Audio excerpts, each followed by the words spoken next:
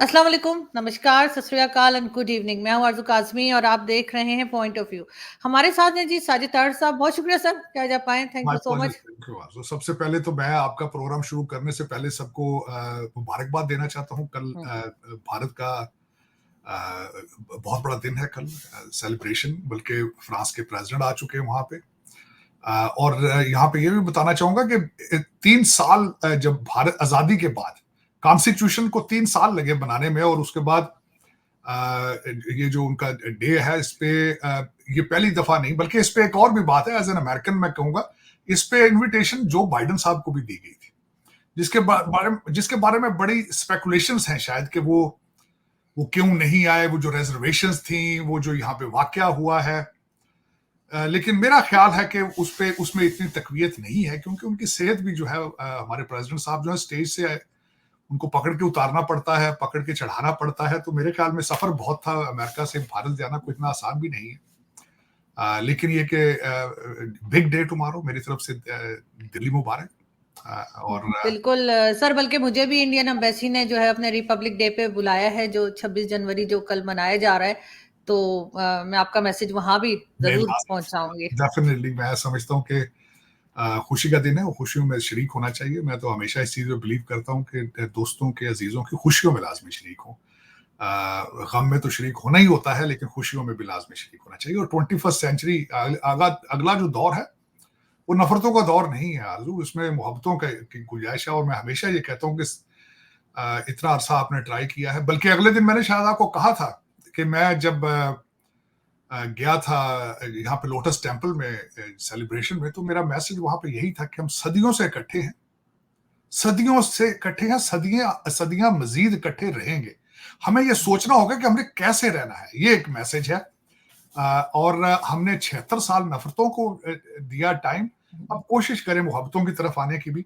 है तो uphill battle है, क्योंकि हम हमेशा दूसरों के हाथों में खेलते हैं, वही हमारे लिए इश्यूज हैं। लेकिन ये कि कोशिश करें कि अगर इफ इज पॉसिबल, और चले उसमें हुकूमतों की हद तक तो चलो जैसे भी है, लेकिन पीपल टू पीपल बहुत ज्यादा प्यार है एक दूसरे के साथ, इसमें कोई शक नहीं है। और दैट ऑल इट मैटर्स। मेरे जैसे लोगों के लिए यही बहुत है कि जहां जहां भी भारतीय या पाकिस्तानी पाकिस्तान से बाहर रहते हैं, they are living like brothers and they are living like families.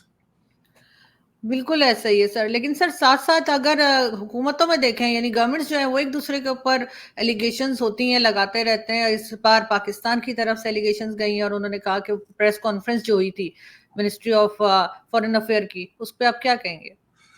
देखिए, उसको मैं 2-3 एंगल से देख रहा हूं। सबसे पहले तो जो मैं असेस कर रहा था पिछले आज से तकरीबन 6 महीने साल पहले, कि शायद पाकिस्तान में इलेक्शन आ रहे हैं। नवाज शरीफ साहब जो हैं अपनी स्पीचेस में बार बार वो सराहते रहे हैं भारत की फॉरेन पॉलिसी को। और पाकिस्तान का हर सियासी लीडर जो है वो इंडिया की, भारत की तारीफ करता रहा है, फॉरेन पॉलिसी की, इंडिपेंडेंट फॉरेन पॉलिसी की।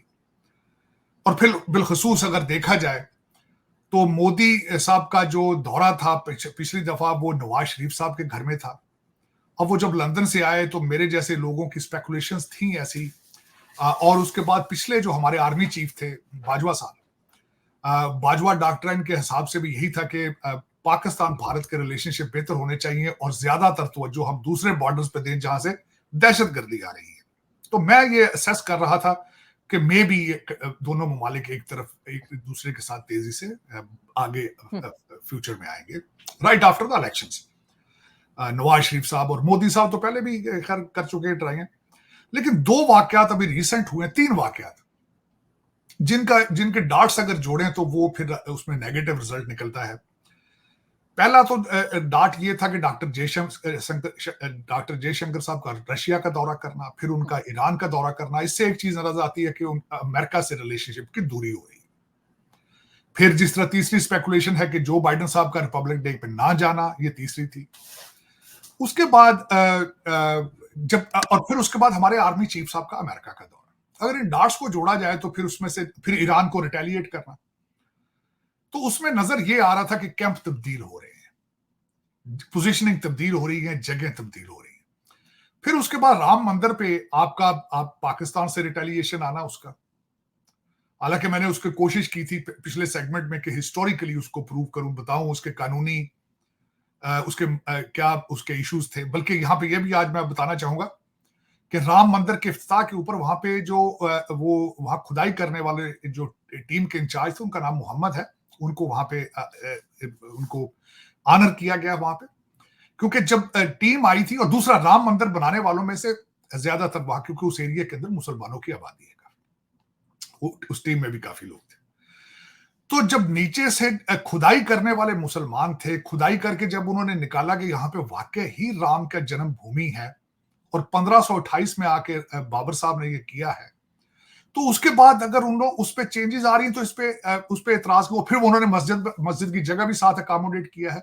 और कोर्ट का फैसला है, 90,000 डॉक्यूमेंट्स को 8 लैंग्वेजेस में ट्रांसलेट करके पढ़ा गया है इसको। तो अभी भी आपको एतराजात हैं इसके ऊपर। और मस्जिद जो सुना है बनाई जाएगी, वो एशिया की सबसे बड़ी मस्जिद बनाई जाएगी, सऊदी अरेबिया उसमें फंड देगा। तो झगड़ा किस चीज का है, मेरी समझ से बाहर नहीं है। लेकिन चले, आपने शायद टिट फॉर टैट करना होता है हर चीज में, आपने स्टेटमेंट दे दी। उसके बाद आज जो आपकी प्रेस कॉन्फ्रेंस आई है, अब मैं इसकी डिटेल में नहीं जाऊंगा कि वो क्या सच है क्या गलत है, लेकिन इससे एक चीज जो है वो नजर आती है कि आपने रिलेशनशिप जो है वो अपने दोनों ममालिक के फिर फ्रीजर में लगा दी है। फिर फ्रीजर, जो हम आगे नहीं जाएंगे, हम पीछे जाएंगे। अब दोनों तरफ से आपको पता है, भारत की तरफ से भी इसका जवाब आ चुका है, फॉरेन अफेयर्स का। वो तो जाहिर है जो उन्होंने सवाल करना। अच्छा, फिर टाइमिंग इसकी बड़ी सेंसिटिव है। टाइमिंग सेंसिटिव इसलिए है कि फ्रांस के प्रेसिडेंट वहां आ चुके हैं। उसके बाद ये कि जस्टिन ट्रूडो साहब जो हैं, उन्होंने यहां से एक और इल्जाम लगा दिया है कि भारत जो है इलेक्शन में मेडलिंग कर रहा है। तो इसमें सारे सर्कमस्टांसेस को जोड़ा जाए तो एक अजीब सी सूरत हाल बन के सामने आ रही है। और उसमें आखिरी जो है वो ये स्टेप आपकी फॉरन। अच्छा, फिर वो इसमें कसूर खैर आपके अपनी एजेंसियों का भी है कि टाइमली इनको क्यों नहीं पकड़ा गया। फिर उसके बाद ये कि ये लोग जो हैं आपके, ये सारे यूएई से हायर किए गए, और जो इस ऑपरेशन को करने वाले सारे के सारे पाकिस्तानी हैं। तो फिर अपना भी आपका भी होमवर्क पूरा नहीं है। और उसमें अभी तो खैर अभी बात शुरू हुई है, लेकिन मेरे ख्याल में अगर क्या ही अच्छा होता कि अगर ये दोनों ममालिक इन चीजों के एक दूसरे के साथ बैठकर मजीद इन्वेस्टिगेट करें, एक दूसरे की इन्वेस्टिगेशन टीमें एक दूसरे के साथ जाएं, आके इन्वेस्टिगेट करें, और फिर इन लोगों को करार वाकई सजा दी जाए। क्योंकि हर सोसाइटी के अंदर सजा जब तक ना दी जाए, वो उस तरह की चीजें फिर दोबारा होने के इम्कानात होते हैं। और अगर आपने मूव फॉरवर्ड करना है, जिस तरह कहते हैं ना, हर चीज तब्दील हो सकती है, आप अपना पड़ोसी तब्दील नहीं कर सकते। और पड़ोसी फिर उसमें जब आप फाइनेंशियल्स भी आपके स्ट्रांग ना हो, तो फिर उसमें आपको चाहिए कि आप बेहतरी की तरफ जाएं, बजाय कि आप खराबी की तरफ जाएं और फिर टिट फॉर टैट और इन फार्मूलों पे चलें। लेकिन अफसोसनाक है कि अभी अगर देखा जाए इस प्रेस कॉन्फ्रेंस के जरिए और जो पिछली स्टेटमेंट थी राम मंदिर के हवाले से, तो रिलेशनशिप दोनों तरफ से जो है वो भारत के पाकिस्तान के फ्रीजर में जा चुके हैं, जो मेरे जैसे लोगों के लिए अफसोसनाक खबर है। जो मैं तो ये चाहता हूं हमेशा, जिस तरह मैंने कहा था, और मैं इस चीज में बिलीव करता हूं कि सदियों से इकट्ठे हैं, सदियां आगे रहेंगे, लेकिन अच्छे हालात में रहना चाहिए, प्यार मोहब्बत से रहना चाहिए। जब आप उनकी मूवीज देखते हैं, जब आप उनके कपड़ों के फैशन देखते हैं, जब खाने उनके पसंद करते हैं, जब साड़ियां पहनते हैं, तो फिर इतनी नफरतें क्यों है? और कोई मेरी समझ से ये बाहर है क्यों इस तरह सारी चीजें? बेहतरी की तरफ जाना चाहिए मेरे ख्याल में। अब पता नहीं कि क्या होता है, इसमें से क्या निकलता है, लेकिन सर ये अफोर्ड कर सकते हैं कि ये अब भारत के साथ भी एक टेंशन बना लें, पहले ही ईरान और अफगानिस्तान के साथ जो हाल है, तो एक बॉर्डर और ये इस तरह से कर देंगे कि वहां पर भी टेंशन बढ़ जाए। पाकिस्तान अफोर्ड कर सकता है क्या? आरजू, उधर तो पहले ही टेंशन है, उधर तो पहले हालात बेहतर है ही नहीं, थे ही नहीं। मैं तो जिस तरह हम सोचते हैं, चाहते हैं, लेकिन उस तरह तो है नहीं, हालात पहले ही नहीं है वहां पे। जाके जयशंकर साहब ने जो ईरान में स्टेटमेंट दी थी कि हमने अंदर सर्जिकल स्ट्राइक की है, उस वजह से थोड़ी हमारी टेररिज्म रुक गई है, ये उनकी स्टेटमेंट थी। वरना फिर दोनों तरफ से अगर देखा जाए तो हालात को इतने अच्छे तो नहीं है, पहले भी नहीं थे। लेकिन ये कि देखिए, मेरा ये क्वेश्चन होगा पाकिस्तानी हुकाम से जो करने वाले, कि आप इतने ममालिक के साथ अपने बॉर्डर्स के साथ इश्यूज बनाकर क्या करेंगे? आप बेहतरी आएगी इससे इसका क्या रिजल्ट क्या इसका होगा? ये मेरे जैसे लोगों के लिए क्वेश्चन मार्क है। अगर मेरे जैसे बंदा पाकिस्तान में आज हो, यकीन करें, जिस तरह यहाँ डोनाल्ड ट्रंप कहते हैं ना कि मैं मैं 1 महीने डेढ़ के अंदर सारा कुछ ठीक कर दूंगा, तीसरी जंग हो। मुझे आज पाकिस्तान में जाऊं, आप यकीन करें, मैं 2-4 दिनों में तीनों मुल्कों के साथ रिलेशनशिप, चारों मुल्कों के साथ रिलेशनशिप ठीक कर दूंगा। क्योंकि हमेशा जब आपके चीज करने की विल मौजूद हो, कहते if there is a will there is a way. तो तरीका, हालात बेहतर करने हो तो तरीके मौजूद होते हैं, लेकिन पता नहीं फिर क्यों नहीं कर रही है, क्या सर हम पैसा लेके भी तो शरारत करते हैं ना। अगर अमेरिका ने पैसा दिया है तो ऐसा नहीं हो सकता कि अमेरिका ने ये सब कुछ करने को कहा हो, क्योंकि अमेरिका को तो पसंद नहीं आ रहा कि भारत जिस तरह से प्रोग्रेस कर रहा है, तो उसको हाँ, रोकने के ये लिए तो मैं या पहले उसको। ये तो मैंने जी। पहले भी कहा है कि भारत की 7.8%, 7.7% ग्रोथ जो है, वो बिल्कुल अमेरिका, बल्कि अमेरिका नहीं, पूरी दुनिया को पसंद नहीं है। किसको पसंद होती है? और कई तो ऐसे लोग होते हैं, वो कहते हैं, दुआ मांगते हैं, कहते हैं ऊपर वाला यार मुझे दे ना दे, साथ वालों का लाजमी ले ले। कई लोग तो ऐसे भी हैं। अगर देखा जाए तो ये जो एलिगेशन अमेरिका ने लगाई थी कि वो कोई गुप्ता साहब हैं, वो किसी ईस्टर्न यूरोपियन कंट्री के अंदर पकड़े गए हैं, वो जो ईस्टर्न यूरोपियन पे इल्जाम लगाते हैं, वहां भी रूल ऑफ लॉ तो वहां भी नहीं है। अब कहते हैं वहां से एक्स्ट्राडाइट करके गुप्ता साहब, और अभी ही सेड शी सेड पे चल रही बात। तो कंक्लूजन कर लिया जाता है कि जी वो एजेंसियां कर रही हैं। तो कौन सी एजेंसी नहीं करती? वरना एजेंसी का काम क्या है, मुझे ये बताया जाए। कहते जी एजेंसियों ने कर लिया। भाई एजेंसियां तो बनती ही नहीं चीजों के लिए। अमेरिका की सीआईए ने क्या नहीं किया दुनिया में आज तक। साउथ अमेरिका के अंदर कितनी हुकूमतें टापल नहीं की इन्होंने। बल्कि हमारे मुर्शद पाक जो इमरान खान साहब हैं, वो तो आज भी सियासत साइफर पे कर रहे हैं कि अमेरिका मेरी रिजीम चेंज कर रहा है। तो ये अगर देखा जाए कि फिर एक कंट्री को कार्नर चोक करना है, कार्नर में लगाना, मेरे ख्याल में तो मुनासिब नहीं है। वरना एजेंसियां मुसाद है, वरना रा है, वरना आईएसआई है, वरना जितने मुल्कों की एजेंसियां, उनका दर हकीकत काम ही ये होता है कि अपने नेशनल इंटरेस्ट में जाके चीजें जो हैं वो अंडरग्राउंड उनको ऑपरेट करना। बल्कि यहाँ पे तो अभी सिर्फ 2 लोगों का आया है, एक जो डस्का में और एक जो मुजफ्फराबाद में। वरना इनके पास तो कहते हैं कुछ सिख भी हैं जो लाहौर में मर्डर हुए हैं, और 2 कश्मीरी जो थे वो कराची में मर्डर हुए हैं। और पता नहीं, या तो इनको, या तो मैंने तो सिर्फ इस पे थोड़ी सी रिसर्च की है, जो आज प्रेस कॉन्फ्रेंस की गई है, किस तरीके से लोग यूएई से ऑपरेट होते रहे हैं, किस तरीके से पैसे लेकर वो काम करते रहे हैं, किस तरीके से 2 भारतीय निजात इन्होंने, वो मैंने उसकी सुनने की कोशिश की सारी। लेकिन मेरे ख्याल में बेहतर होगा कि इसको डिप्लोमेटिकली और सही तरीके से एविडेंस उनको दें और उनसे जवाब मांगें, और फिर उनकी जो रिजर्वेशंस हैं चीजों के हवाले से, उनको भी सेटिस्फाई किया जाए दोनों तरफ से। ये तो ताली एक हाथ से तो नहीं बजती ना, कि आप कहें कि वो कर रहे हैं और आप जो वो कहते हैं आप उनकी बात ना सुने। और ये तो दोनों तरफ से होना चाहिए, तभी रिलेशनशिप बेहतर होंगे। अगर आपका मूड हो, अगर जिस तरह आज के हिसाब से लग रहा है कि शायद we are not moving towards any betterment in relationship. लेकिन सर जब हमारे यहाँ की तरफ से इंडिया हमें कोई कंप्लेन करता है तो हम तो कोई बात नहीं मानते, ना हम उनकी कोई मदद करते हैं, ना लोगों को पकड़ते हैं, ना कुछ करते हैं। तो हम ये उम्मीद क्यों लगाएं कि वो भी हमारी बात सुनेंगे? नहीं, किस तरह, कोई नहीं, बिल्कुल नहीं होगा। उनको, उन्हें जो है वो हाफिज सईद साहब के ऊपर एलिगेशंस है, उनको इतराजात हैं, वो सेटिस्फाई नहीं हो सके किसी तरीके से, वो लेकिन करने चाहिए ना मेरे ख्याल में। मैंने जिस तरह कहा कि रेसिप्रोकल बेसिस पे अगर आपने हालात बेहतर करने हो तो रेसिप्रोकल बेसिस पे मूव करें फॉरवर्ड। लेकिन ये कि अब उनका वो फ्रांस का जो दौरा था, अगर आप ये समझते हैं कि उससे उसको खराबी, तो वो उसको खराबी कोई नहीं होने वाली। वो 6 एटॉमिक रिएक्टर वहां लगाने के चक्कर में है, वो पीछे से मूड बनाकर आए हैं। रिलेशनशिप फ्रांस के साथ भारत के आज के नहीं है, 60 से उन्होंने मिराज तैयारे दिए थे 60s में। उसके बाद 1982 में अमेरिका ने उनको एटॉमिक फ्लूइड नहीं दिया था एटॉमिक पावर के लिए, तो फ्रांस स्टेप्ड इन, उनके साथ रिलेशनशिप है। अभी भी उनके राफेल तैयारे भी हैं, स्कॉर्पियन भी ले रहे हैं। उसके बाद वो they are moving, free trade शुरू करने लगे हैं आगे। और जिस तरीके से उनका एक रोड शो और एक सक्सेसफुल दौरा जा रहा है जयपुर का, मेरा मकसद उनका, तो मैं बल्कि एक चीज लाजमी बताना चाहूंगा कि जिससे मैं बहुत इंप्रेस हूं, मैं कि मोदी जी जब उनको लेके गए हवा महल के पास, वो जो हैंडीक्राफ्ट्स की चीजें थी, वहां से उन्होंने राम मंदिर का जो स्टैचू लेके दिया, वो मॉडल लेके दिया। तो जब यूपीआई पे करने की बात आई तो उन्होंने कहा भाई हमारे वो यूपीआई को आप जोड़ें फ्रांस की जो लीरा पे है उनके साथ। तो ये लीडरशिप होती है मेरे ख्याल में, कि हर चीज के अंदर अपना नेशनल इंटरेस्ट देखा जाए, हर चीज के अंदर नेशनल इंटरेस्ट देखा जाए, और फिर किस खूबसूरती के साथ वो हर शहर हर स्टेट का हिस्सा कर रहे हैं। वो किस तरीके से ट्रंप साहब को अहमदाबाद लेकर गए थे, वो नयहान साहब जो यूए वाले उनको गुजरात लेकर गए थे, जापान वाले भाईजान थे उनको बनारस लेकर गए। तो सिर्फ एक शहर को प्रमोट नहीं कर रहे, पूरे भारत को प्रमोट कर रहे हैं। तो ये एक जबरदस्त बिल्कुल।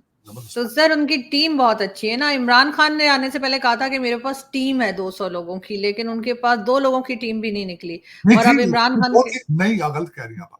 बुजदार साहब थे और उनके साथ पिंकी पीरनी थी, 2 आदमी तो थे उनके पास घर के। तो लेकिन ये कि हमारी टीम हवा में उड़ गई, बस जिस तरह हमारा कंट्री उड़ता जा रहा है इसी तरह हर चीज उड़ रही है। अफसोस के साथ है, यही है। मैं बल्कि किसी से ये पूछ रहा था, मैं डॉक्टर जयशंकर साहब की किताब के बारे में कल मैं किसी से डिस्कस कर रहा था, उसमें जिस तरीके से उन्होंने अपने रिलीजियस एग्जांपल्स दिए, जिस तरह उसमें से भी नेशनलिज्म झलक रहा है उनकी किताब से भी। अमेजिंग कि such an accomplished person went to Japan for education. His wife is Japanese as well, लेकिन he still has a pride in Indian religion, अपने religion में, और इंडियन प्राइड है। और इस तरह के कई लोग हैं, तभी वो इस जगह पे पहुंचे हैं। Amazing story. और उसमें कई they are very national, he has a tons of people, those are very committed nationalists, वरना इसके बगैर वो इस जगह पे पहुंच ना पाते। बिल्कुल ऐसा ही है। लेकिन सर अगर चाइना की बात करें तो कहा यह जा रहा है कि चाइना ने कहा है कि सी पैक के ऊपर दोबारा काम शुरू होगा। क्या वाकई में ये कभी कंप्लीट होगा या ये इसी तरीके से चलता रहेगा, कभी रुक गया फिर शुरू कर दिया? नहीं, जब तक तो अमेरिका से पैसे आते रहेंगे, यूएई और सऊदी अरेबिया से पैसे आते रहेंगे, तब तक तो आप नहीं छेड़ेंगे। यहां से कुछ जवाब देंगे, आईएमएफ वाले आपको तंग करें तो शायद उसके बाद आप उनकी तरफ चले जाएं। अभी हो सकता है वो अपने सी पैक के ऊपर कोई लाइटें शाइटें लगाने आ जाएं, कोई थोड़ी बहुत मरम्मत करने आ जाए जहां से कोई टूटी फूटी है, वरना आप जाते हैं उनके पास। आप डॉलर बड़ा है या युआन बड़ा है, आपको तो डॉलर चाहिए। और वो भी आप कहते कैश में दो, भाई कैश कहते हम ऐसे नहीं, कैश में लेंगे। और वो भी आप लेते हैं या अमेरिका में लेते हैं या दुबई में लेते हैं, आप तो किसी और जगह लेते ही नहीं। आप तो you are very smart people. मैं कहता हूं आपको, मैं कई दफा डरता रहता हूं आरजू, आप कभी पाकिस्तानी पॉजिटिव तरीके से चलने लगे, आप तो अमेरिका को पीछे छोड़ जाएंगे। यकीन करें, बिल्कुल। आप तो रोजाना चंद्रयान पे भेजे, रोजाना चंद्रयान निकाला करेंगे, एक सुबह जाया करेगा चंद्रयान, एक शाम को जाया करेगा। लेकिन नेगेटिव चल रहे हैं ना, क्या पता किसी वक्त यकलत काया पलट जाए, 25 करोड़ लोग सारे के सारे, आप तो बिल गेट बन जाएंगे आप सारे। सर यहाँ पे तो टैक्स इतना चोरी करते हैं। आज मेरी चीमा साहब से बात हो रही थी, वो कह रहे थे पता नहीं कहाँ खाना खाने जाते हैं तो वो बिल भी कच्चा बिल दे देता है उनको कि ये पे कर दें ताकि टैक्स ना देना पड़े। बड़े बड़े रेस्टोरेंट्स का ये हाल है, तो सभी चोर बैठे हुए। आज बल्कि आपके एफबीआर ने नई स्कीम निकाली है दुकानदारों से किस तरह टैक्स लेना है आज। लेकिन वो देखें ना, खर्चे भी तो बहुत है ना। टोरंटो में देखें डॉलरों में खर्चे हैं, अमेरिका में बच्चे पढ़ रहे हैं, दुबई में रियालों में खर्चे हैं। आपका खून नहीं चूसेंगे तो बच्चे कैसे उनके वहां तरक्कियां करेंगे, घर बनेंगे, पढ़ेंगे, वहां शॉपिंग करनी होती है उन्होंने।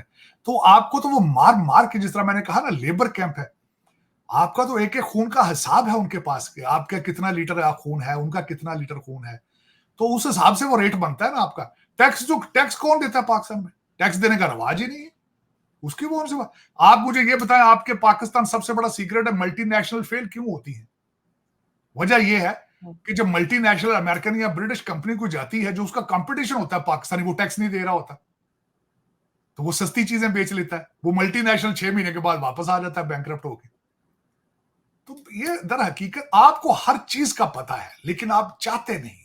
आप चाहते नहीं है हम तरक्की करें। आप तरक्की करना चाहते हैं, लेकिन तरक्की टोरंटो में और दुबई में करना चाहते हैं। यही अलमिया है आपका। तो सर आम आदमी तो कुछ कर नहीं सकता ना, जो बेचारा मिडिल क्लास है वो क्या करेगा? ये जो अपर क्लास या जिनके पास पावर है वो तो सबके सब चोर हैं। आरजू, एक लेबर कैंप के आसपास अगर बिजली की तारें हों तो लेबर कैंप के लोग क्या कर सकते हैं? आप वही वो जो कर सकते हैं वो कर रहे हैं। आप जो भागते हैं पैदल, बेचारे भाग रहे हैं ईरान के रास्ते, टर्की जाते हैं, टर्की से आधे डूब जाते हैं, आधे ग्रीस और इटली पहुंच जाते हैं। देख लें आप। देखिए ना, लेबर कैंपों के अंदर से तो निकलना बहुत मुश्किल होता है, बहुत मुश्किल होता है। आप ये देखें ना किस तरह जंगलों से जाते हैं बच्चे, माओ के बच्चे। वो तो काकड़ साहब तो कहते हैं बड़ी अच्छी बात है, जो लोग जा रहे हैं बहुत अच्छा कर रहे हैं। उनके लिए अच्छे है ना, क्योंकि काकड़ साहब का खर्चा पाउंड और डॉलर में है। वो कहते हैं कि जाएंगे डॉलर भेजेंगे। हमारे जैसे मजदूर जो बाहर आते हैं उनको ये समझते हैं कि पैसे ये एटीएम मशीनें जा रही हैं बाहर, ये बाहर से जाके पैसे भेजेंगे और हमारे लल्ले मियाँ जो है वो पाउंडों में पढ़ेंगे लंदन में, और जो छोटी है उसकी तो भाई हम शादी करेंगे न्यूयॉर्क में करेंगे, टोरंटो में करेंगे। बस हमारी बदनसीबी है ये, बदनसीबी है। लेबर कैंप है दुनिया का सबसे बड़ा आपके गुर्दे, जो बच्चा पैदा होता है गुर्दा बेच दिया जाता है, उसका एक गुर्दा फौरन लंदन में साइन कर दिया जाता है या न्यूयॉर्क में, वॉशिंगटन डीसी में बेच दिया जाता है। यही अलमिया है। और पता नहीं सर हमारे डीजी आईएसआई और आर्मी चीफ आजकल स्टूडेंट्स के साथ मिलना जुलना क्यों शुरू कर रखा है इलेक्शन से पहले? इस पे भी लोग एतराज कर रहे हैं। वाकई इसमें ये पहली दफा हुआ है, बल्कि मैंने इसकी हिस्ट्री देखी है कि जो आईएसआई के जो है हेड जो है, उन्होंने जाके जो स्टूडेंट्स के नदीम साथ अंजुम साहब उन्होंने इंटरेक्शन किया, first time in the history. हालांकि वो बड़े लो प्रोफाइल रहते हैं। I was surprise my self, उनके जॉब डिस्क्रिप्शन में तो नहीं है ऐसे, लेकिन पता नहीं फिर ये क्या बात है। आपका खैर पाकिस्तान तो लैंड इज अनप्रडिक्टेबल, जो हो सकता है जो मर्जी करे। अब मुझे ये आप इस पे हैरान है, अमेरिकन एम्बेसडर का आईजी पंजाब से जाके पुलिस वाले से उससे प्रेजेंटेशन लेना, ये नहीं आपको अच्छा लगे? ये कैसा है? आपका American ambassador chief of election commissioner को मिल रहा है, वो कैसा है? बिल्कुल। इस लैंड पे तो हर कुछ पॉसिबल, क्या फर्क पड़ता है भाई? कोई फर्क नहीं पड़ता। लेकिन सर हम सुधरने वाले फिर भी नहीं है और कुछ बेहतरी फिर भी नजर नहीं आ रही इस साल में भी। 76 साल मेहनत करके इस जगह पहुंचे हूं। मैंने शायद आप पिछले सेगमेंट में मैंने आपको बताया, अनवर मकसूद साहब हैं कराची से, मैं उनका बहुत बड़ा फैन हूं। मैं तो उन्होंने बहुत बड़े बड़े अच्छे ड्रामे लिखे।